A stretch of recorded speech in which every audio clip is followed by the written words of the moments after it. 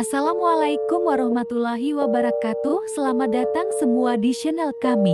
Seperti biasa di sini kita menayangkan kisah cerita horor atau misteri yang terjadi di sekitaran kita. Langsung aja ke ceritanya berikut.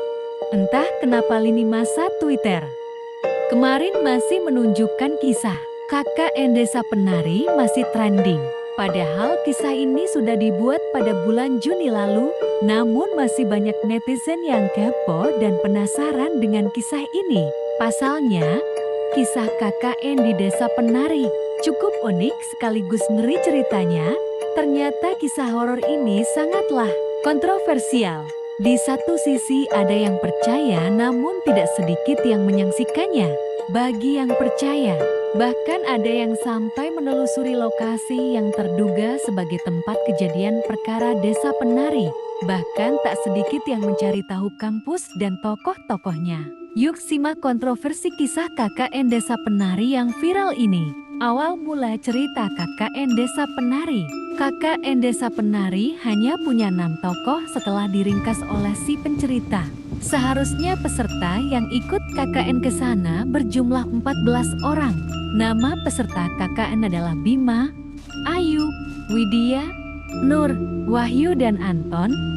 Mereka KKN di sebuah desa yang letaknya di dalam hutan.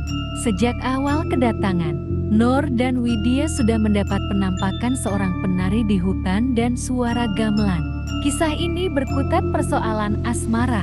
Bima suka dengan Widya dan berniat melakukan pelet kepadanya dengan sebuah mustika yang diberikan seorang wanita cantik baca jin di sebuah sendang keramat. Sementara Ayu suka dengan Bima, maka dari itu Ayu punya proker yang dibikin satu kelompok dengan Bima. Ia pun melakukan pelet serupa kepada Bima dengan media selendang biru. Banyak kejadian mistis yang menimpa mereka, terutama Widya dan Nur. Untungnya, Nur punya jin penjaga bernama Mbah Do.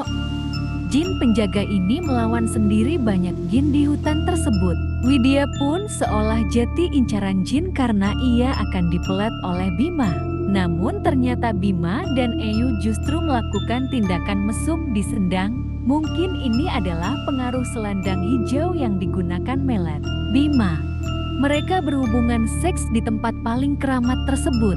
Lebih-lebih mereka telah melakukan hal paling terlarang, yakni bersekutu dengan iblis bernama Badarauhi. Bima mendapat mustika dan berhubungan dengan wanita cantik yang merupakan sosok jin. Ayu mendapat selendang hijau. Jadi bagaimana menurut Anda tentang kisah KKN di Desa Penari tersebut? Apakah Anda berani mengunjunginya? Jangan lupa untuk subscribe dulu channel ini biar kalian gak ketinggalan video menarik lainnya. Terima kasih.